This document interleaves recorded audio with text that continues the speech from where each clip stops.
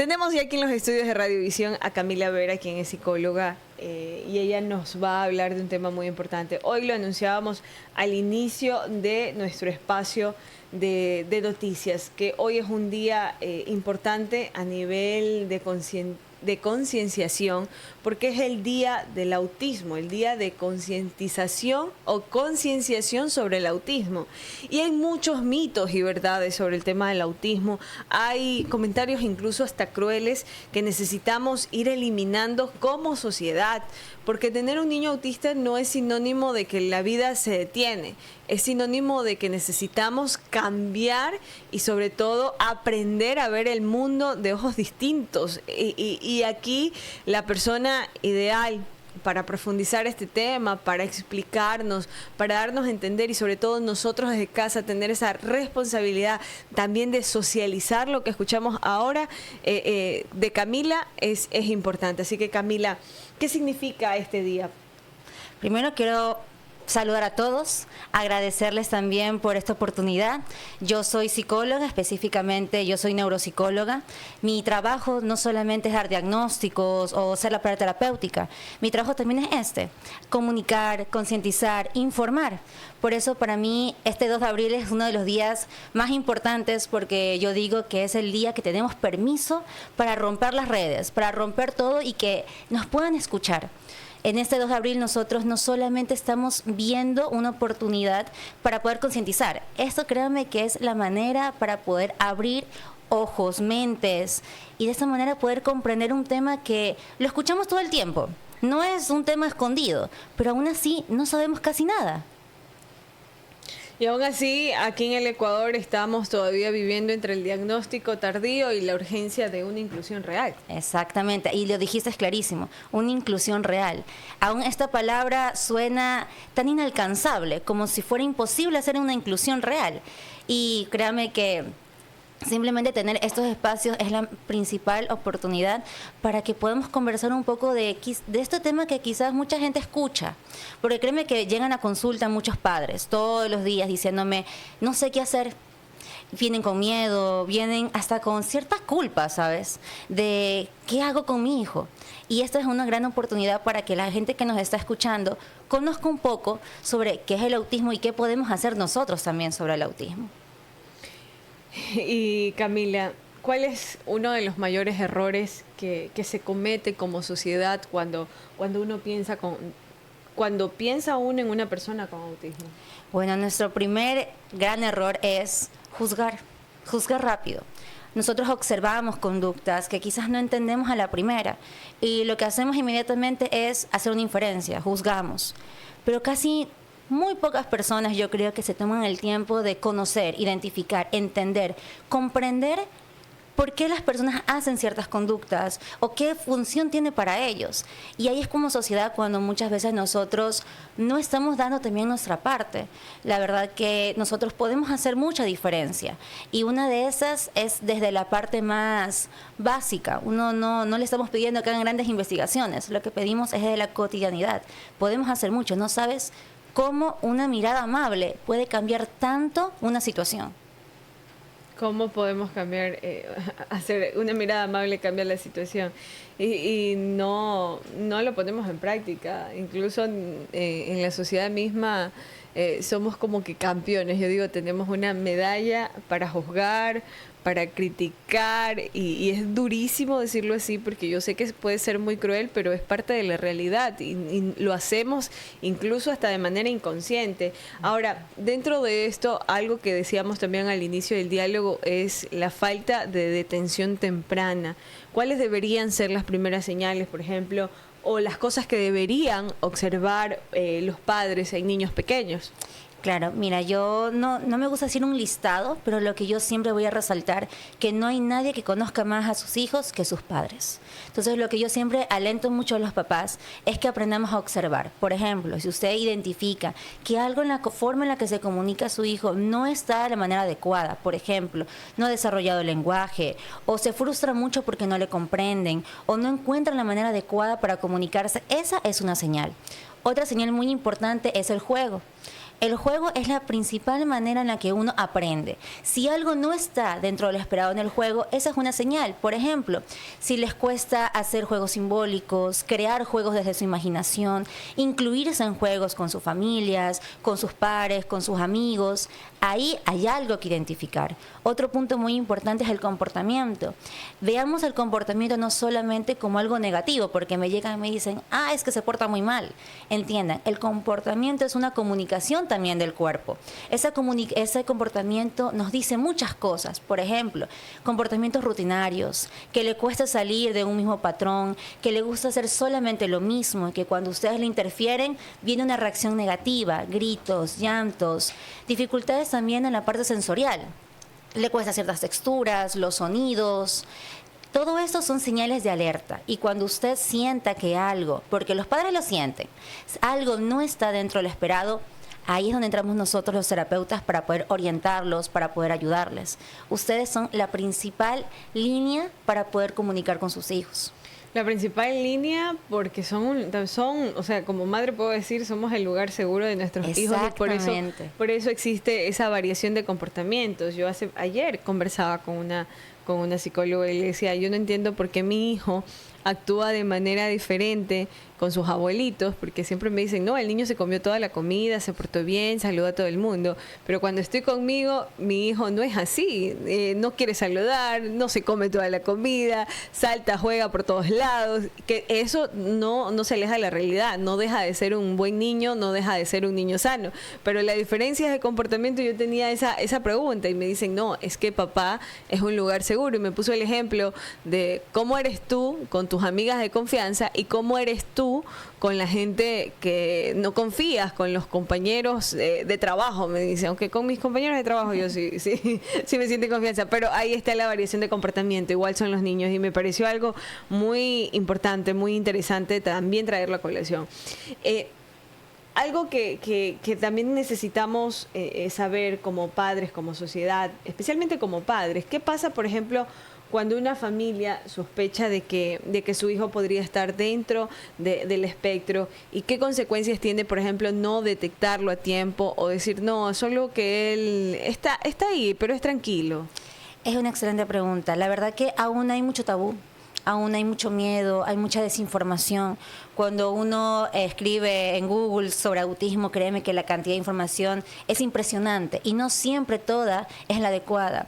Muchos papás, o también viene la parte cultural, que te dice, no importa, lo hará a su tiempo, espera que ya saldrá. Pero créeme que la detección temprana hace mucha diferencia, si no decir casi toda, porque es muy distinto que usted identifique alguna cosa que le llame la atención cuando está en su primer año de vida o hasta sus 2 años, a cuando llegamos quizás a la escuela, que ya estamos en un primero o segundo de básica y recién identificamos algo que nos llama la atención y tenemos que trabajar ya durante la marcha. Yo creo que la detección temprana es lo que hace mucha diferencia. Nosotros siempre buscamos, es cierto, que decimos, no, que necesitamos que el niño entre en un molde. No es lo que queremos nosotros. El molde ya se rompió, no existe un molde. Esa idea de que un niño tiene que ser de tal forma, al contrario. Cuando nosotros hacemos el proceso, porque tengamos en cuenta esto, el proceso diagnóstico no solamente es una entrega de un documento. Esto lo que significa es un proceso de acompañamiento. Muchos padres llegan a consulta con temor, como te mencionaba, porque dicen, es que esto es un camino tan solitario. Un camino en el que no tengo con quién contar porque no me entienden, mi familia no entiende, la escuela no entiende, hasta las parejas no entienden. Entonces, eso es lo que queremos cambiar. Por eso mucha gente duda en hacer el diagnóstico. Y yo estoy tan contenta de que sí puedo decir que hay una gran diferencia de aquí hace 4 años atrás, donde era mucho más complicado que los padres accedan a un proceso terapéutico, y ahora ya cada vez se rompe un poquito más esos estereotipos, esos estigmas de que hacer este diagnóstico es algo negativo. Al contrario, creo que cada vez nos sumamos más los profesionales que estamos comprometidos completamente en ayudar a las familias, también necesitan su sostén, porque aquí hay un punto importante que hay que hablar sobre este día. El cuidador también es importante, la familia es importante. Un niño que no tenga su lugar seguro, o un lugar en donde se sienta cómodo, o un cuidador que sepa, que tenga un sostén, es algo fundamental. Porque si no, el niño va a seguir no va a poder sobrellevar todas las dificultades. Y ahí también resaltamos que este día es para los niños, para la familia y para todos. Hablas de la parte que invisible, pero que existe y que sin eso no se mueve, que son los cuidadores. Y eso también es como la función de madre. Cuando un recién nacido llega al mundo, todo el mundo se preocupa por ver al bebé, por coger al niño, por si es bonito, por si cómo está, si está completo, etcétera, de preguntas que a veces salen totalmente del concepto y que en lo general a mí me disgusta. Y se olvidan de quién fue ese envase para traerlo al mundo, del dolor, del malestar. Todo el mundo se centra en el bebé, pero la madre como sea, con una cesárea, sintiendo que es real, tienen esa sensación como que se nos sale todo lo que tenemos dentro, porque a los pocos minutos, casi que a la media hora, 1 hora, nos hacen caminar con la herida abierta. La única persona que se acuerda de mamá es nuestra propia madre. Es la única persona, y yo lo vengo a entender desde mi experiencia personal, y ahí viene este tema de que este es un espejo de lo que también pasan los cuidadores, no solamente los cuidadores de niños que tienen autismo, sino también de los cuidadores que tienen personas con discapacidad. Nosotros creemos de que ellos, por ese amor, que es un amor intransferible, que es grande, no se cansan, que siempre están atentos, pero no es así. Incluso hay estudios donde lamentablemente quien pierde primero la vida en una situación así es el cuidador por el agotamiento, por el estrés que genera. Y esto es para otra conversación, pero quería ver o resaltar la importancia de también cuidar a quien cuida. Esa es la frase, cuidar a quien cuida, y para eso se necesita una tribu, se necesita una familia, se necesita un sostén, como lo decía Camila. Dentro de todo esto, ¿cuál es la realidad, Camila, al hablar de país, al hablar de provincia? ¿Cuál es la realidad en el tema de diagnosticar y atender niños con autismo? ¿Qué es lo que tienen que hacer los papitos? Por ejemplo, en un momento donde ellos sienten esa percepción de que mi hijo, hay algo que les estoy notando y que necesito ver, porque aquí es que son como que me tropiezo en las palabras, pero son realidades que existen. Nosotros no tenemos como dentro de nuestra lista de temas importantes ir a un psicólogo, porque tenemos ciertas barreras que nos han incrementado diciendo de que el psicólogo no es algo muy común, que solo es para personas que tienen problemas mentales. Y cuando no es así, si así como cuidamos de manera preventiva nuestro cuerpo, así también necesitamos cuidar nuestra salud mental, que es lo más importante, porque el cerebro es el único órgano que hasta ahorita no se cambia. No se cambia. Así es. Es muy importante lo que mencionas. Cuando ustedes tienen alguna duda, lo primero es el pediatra. Ustedes tienen su pediatra, su médico de cabecera que los acompaña desde que el niño nace. Él le va a ayudar siempre con las partes de los hitos del desarrollo, qué es lo que tiene que hacer en cada mes. Es uno de los primeros médicos o profesionales que detecta. Cuando el pediatra les indica, les anuncia que hay algo que quizás dentro del desarrollo nos hace falta desarrollar, la siguiente parte es ir al psicólogo. Tenemos diferentes profesionales. Yo soy neuropsicóloga, que lo mencionamos. Nosotros estamos capacitados para poder entregar orientación en la parte del desarrollo. Estamos capacitados para hacer diagnósticos. Pero recuerden que este es un trabajo en equipo. No hay ningún solo proceso que sea individual. Nosotros trabajamos en conjunto. Empezamos desde el área de psicología, donde le hacemos la orientación, pero aquí tenemos terapeutas de lenguaje, tenemos psicopedagogos, tenemos terapeutas ocupacionales, también tenemos al neurólogo. Todo es un equipo.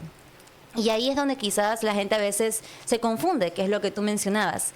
¿Qué hago primero? ¿A dónde voy? Y créeme que es una de las más grandes preguntas que se hacen los papás. Entonces yo les recomiendo siempre, investiguen también al profesional al que se van a acercar, intente que sean gente que está especializada en el desarrollo infantil para que les puedan dar su mejor orientación. Este es un trabajo que nos compromete a todos. Y no duden, no duden. nadie más que los padres sienten. Yo siempre les digo a los papás, ustedes tienen un sexto sentido que nadie más puede tener, porque nadie más conoce a sus hijos que sus papás. Ellos saben a la mínima, el que levanta la ceja significa que tiene hambre, que levanta el codo que significa que va a salir corriendo. Nadie más lo entiende que los papás. Por eso ustedes son las principales personas que tienen que investigar y también informar a los demás.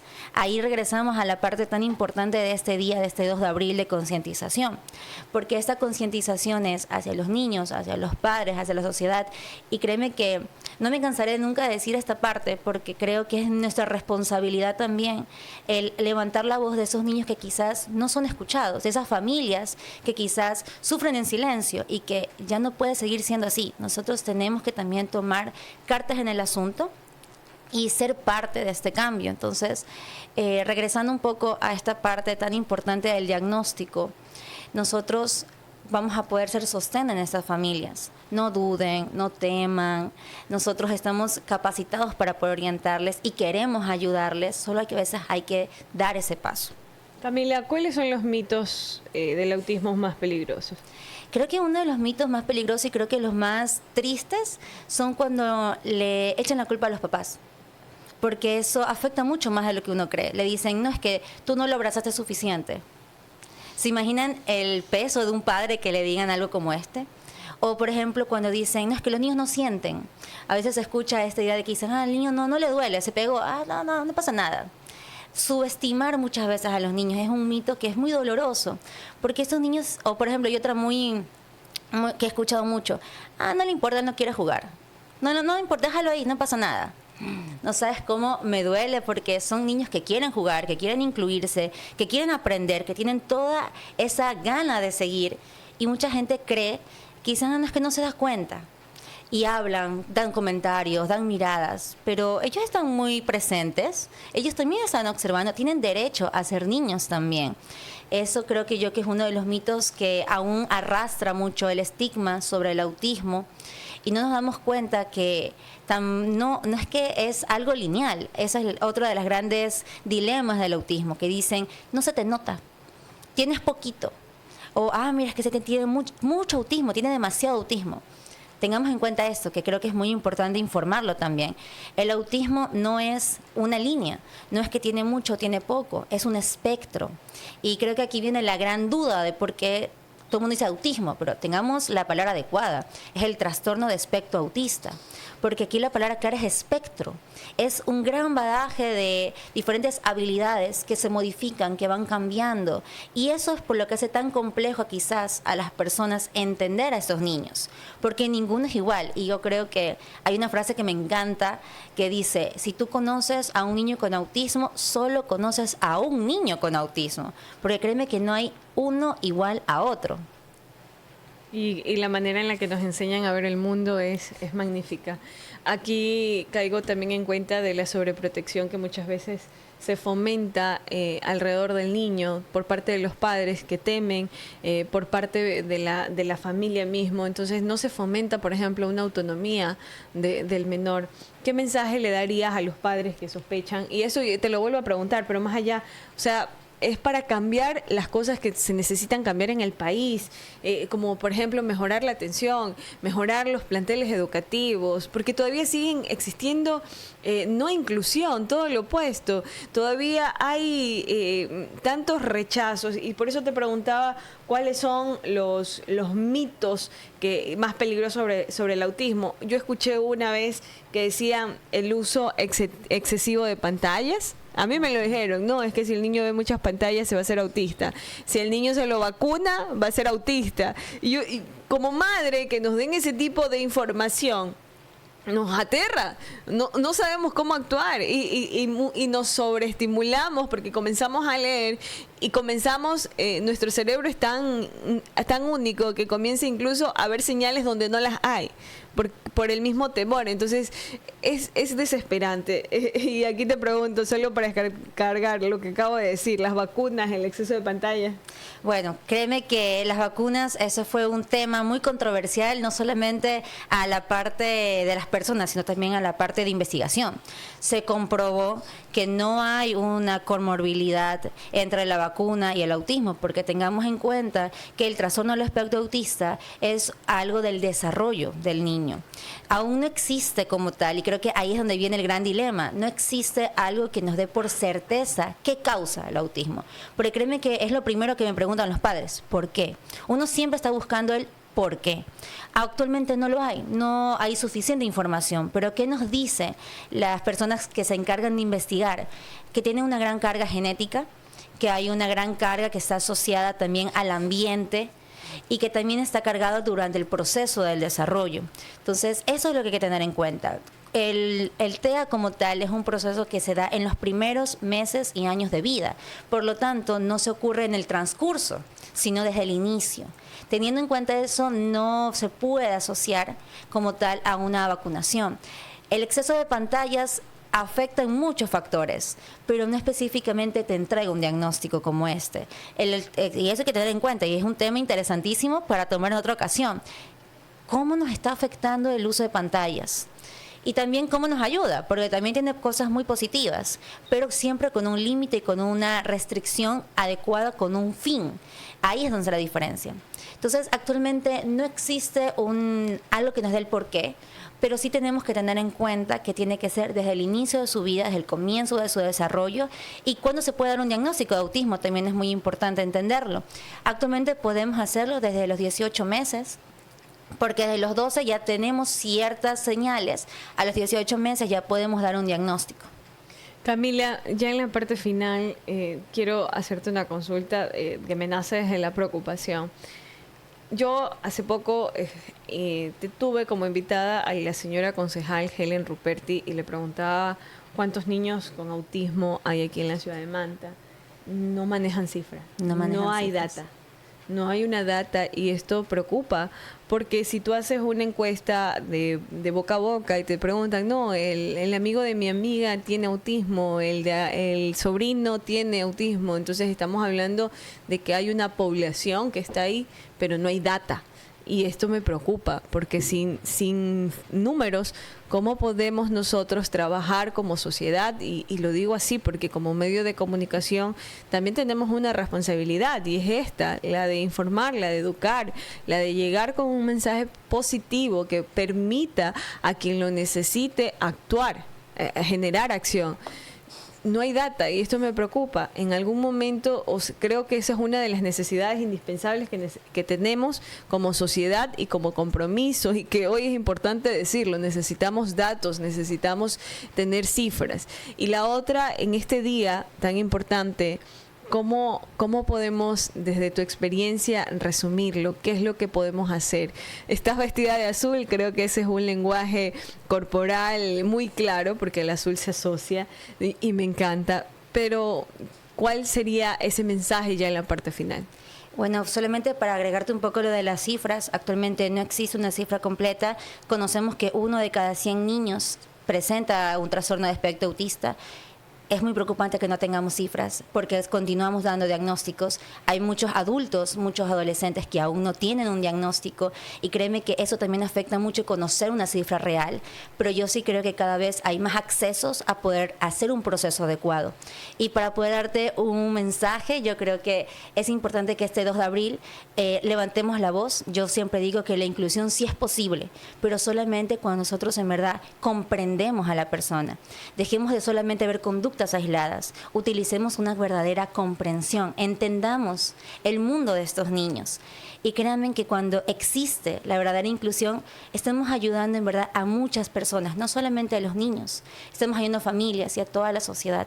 Es posible, pero si en verdad cada uno coloca su granito de arena y gracias a ustedes por colocar ese gran granito de arena, informar a todas las personas que nos están escuchando, porque sí es muy importante que nosotros levantemos nuestra voz, que este 2 de abril sea no solamente un día, sino todos los días recordando que tenemos un compromiso con estas familias.